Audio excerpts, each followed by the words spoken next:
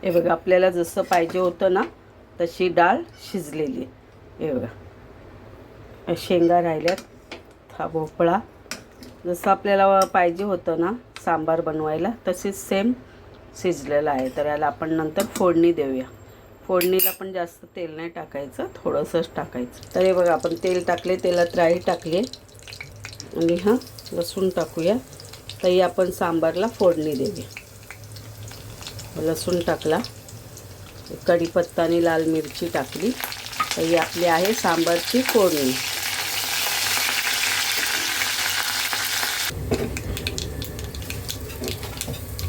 हिंग झालं टाकून. आता ही आपला सांबार याच्यात टाकूया. सांबार म्हटल्यावर एवढा जाड नाही पाहिजे, तर ह्याच्यात मी पाणी टाकणार आहे. पातळ पाहिजे सांबार. हे बघा, हे जाड आहे, तर ह्याच्यात मी पाणी टाकते म्हणजे पातळ होईल. टाकते मीठ. हे बघा, सांबार म्हटलं की गुळ थोडंसं टाकावं लागते. तर हे माझ्याकडे रेडी आहे चिंचगुळाची चटणी. तर मी ही थोडीशी टाकते ह्याच्यात. ही बघा, थोडी टाकली ह्याच्यात. हे बघा, ही चिंचगुळाची चटणी आहे माझ्याकडे. तर ही याच्यात मी थोडीशी टाकली सांबारमध्ये. तर आपलं मस्त टेस्टी सांबार होणार आहे आजचं. हे बघा,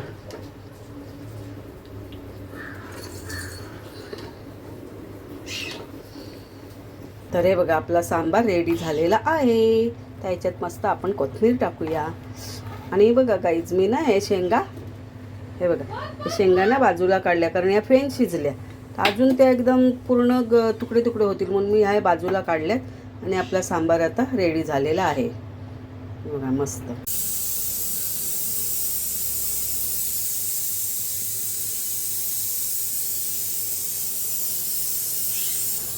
हे बघा, भोपळ्याचे तुकडे असे आपल्याला मोठे मोठे ठेवायचे असते.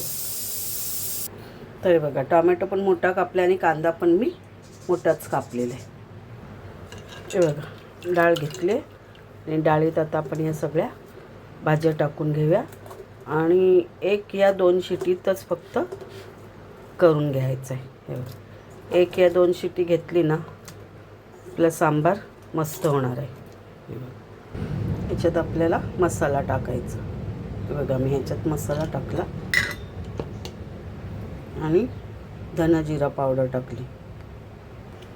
थोडं ना ह्याच्यात आता आपण तेल टाकूया, म्हणजे ना हे पाणी आपलं कुकरच्या बाहेर येणार नाही. थोडंसंच तेल टाकले.